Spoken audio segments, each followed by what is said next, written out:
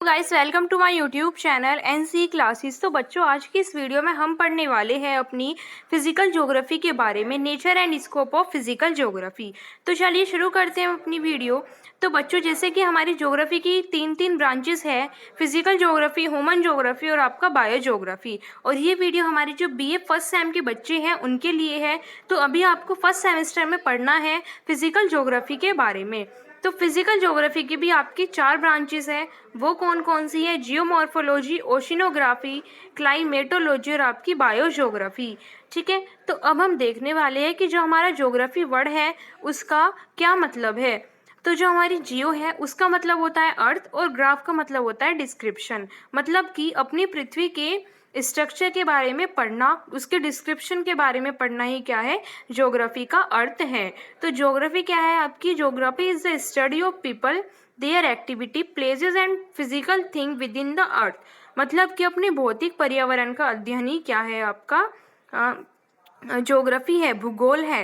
ठीक है, ज्योग्राफी के अंदर आपने देखो बच्चों, देखा होगा जब आप 10th में आपके पास 11th 12th में भी ज्योग्राफी होगी, तो ज्योग्राफी के अंदर हम किसके बारे में पढ़ते हैं? हम पृथ्वी के बारे में पढ़ते हैं, हम जीव जंतुओं के बारे में पढ़ते हैं, हम रॉक्स के बारे में पढ़ते हैं, है ना, माउंटेन्स के बारे में पढ़ते हैं हम किसके अंदर? ज्योग्राफी के अंदर। ठीक है, तो अब हम देखने वाले हैं कि जो आपका फिजिकल ज्योग्राफी है वो क्या है। तो ये जो आपकी डेफिनेशन है आर्थर होम्स वाली, वो आपकी मोस्ट इंपॉर्टेंट है, क्योंकि क्वेश्चन पेपर में डायरेक्ट पूछ लिया जाता है कि आर्थर होम ने क्या डेफिनेशन दी है भौतिक भूगोल की, वो लिखिए। तो इन्होंने क्या कहा है? Physical geography simply the study of unification of a number of earth science which give us a general insight into the nature of man's environment.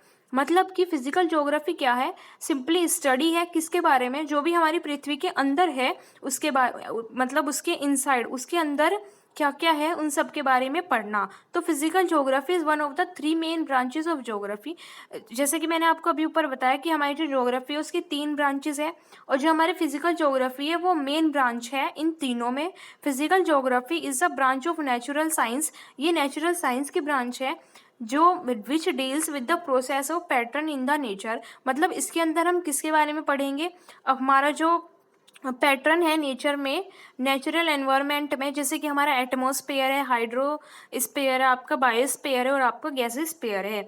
तो बच्चों देखो, सिंपली हम बोल सकते हैं सिंपल सी लैंग्वेज में कि फिजिकल ज्योग्राफी के अंदर हम किसके बारे में पढ़ते हैं? एटमॉस्फेयर के बारे में पढ़ते हैं, हाइड्रोस्फेयर के बारे में पढ़ते हैं, बायोस्फेयर के बारे में और गैसोस्फेयर के बारे में। और हाँ, यही हमारी क्या है, कंपोनेंट ऑफ द अर्थ हमारे क्या है? लिथोस्फेयर है, हमारे एटमॉस्फेयर है, हाइड्रोस्फेयर एंड बायोस्फेयर। ठीक है, तो अब हम आगे देखने वाले हैं कि हमारा जियोमॉर्फोलॉजी क्या है। मतलब हम जैसे मैंने अभी आपको यहाँ बताया कि फिजिकल ज्योग्राफी की भी आपकी 4 ब्रांचेस हैं, जियोमॉर्फोलॉजी, ओशिनोग्राफी, क्लाइमेटोलॉजी और बायोज्योग्राफी। तो अब इनके बारे में हम, मतलब इनके अंदर हम क्या क्या पढ़ेंगे। तो देखो, जियोमॉर्फोलॉजी के अंदर हम पढ़ते हैं किसके बारे में? लैंडफॉर्म के बारे में। जी हाँ, कि हमारे जो लैंडफॉर्म है वो कैसे बनते हैं। तो सिंपली जियोमॉर्फोलॉजी से is the study of landform and landform evolution. ठीक है, इवोल्यूशन।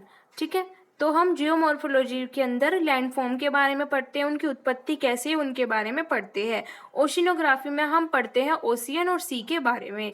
देखो बच्चों, अभी जो कॉम्प्लिकेटेड ना बना के सिंपल सी लैंग्वेज में याद रखो, क्योंकि आपको एग्जाम में फिर भी क्वेश्चन, मतलब आंसर आप खुद ही बना के लिखोगे। तो आप याद रखो, जियोमॉर्फोलॉजी में हम पढ़ते हैं लैंडफॉर्म के बारे में, लैंडफॉर्म इवोल्यूशन के बारे में। ओशिनोग्राफी में हम पढ़ते हैं ओशियन और सी के बारे में। एंड क्लाइमेटोलॉजी में हम पढ़ते हैं किसके बारे में? वेदर एंड क्लाइमेटिक कंडीशन के बारे में पढ़ते हैं हम। बायोज्योग्राफी में हम पढ़ते हैं एनिमल्स के बारे में, प्लांट्स के बारे में, सॉइल के बारे में और हमारा जो फिजिकल एनवायरनमेंट है उसके बारे में। ओके, आई होप आपको इतने में कोई भी डाउट नहीं होगा। और हाँ बच्चों, अगर आपको कोई भी डाउट है तो आप नीचे कमेंट सेक्शन में बता सकते हैं, और इसकी आपको पीडीएफ मैं नीचे डिस्क्रिप्शन बॉक्स में डाल दूंगी, आप वहाँ से डाउनलोड कर सकते हैं। ठीक है, तो अब हम देखने वाले हैं नेक्स्ट क्या है। नेक्स्ट है इकोलॉजी। देखो, ये ना कुछ मेन डेफिनेशन है, अगर आपको ये एग्जाम में आती है तो आप लिख सकते हो। इकोलॉजी क्या है? Interaction between biotic and abiotic components. ठीक है, तो हमारा इकोलॉजी क्या है? Interaction between biotic and abiotic component. और लिक्सोलॉजी हमारा है relation which exist between organism and their environment.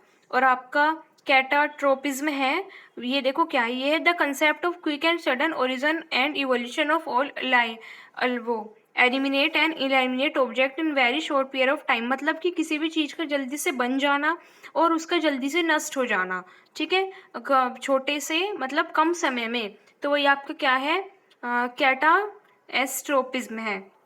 Okay, so guys ये जो ओरिजिन ऑफ द अर्थ हम पढ़ेंगे नेक्स्ट वीडियो में अपनी, क्योंकि मैं छोटी छोटी वीडियो बनाऊंगी, लेकिन आई होप आप सबका पूरा कंसेप्ट क्लियर होगा। मिलते हैं अपने नेक्स्ट वीडियो में। अगर आपको थोड़ा सा भी समझ आया होगा, मतलब अगर आपको लगता है कि ये यूज़फुल है, तो आप चैनल को सब्सक्राइब करें, वीडियो को लाइक करें एंड शेयर करना ना भूलें। मिलते हैं अपनी नेक्स्ट वीडियो में।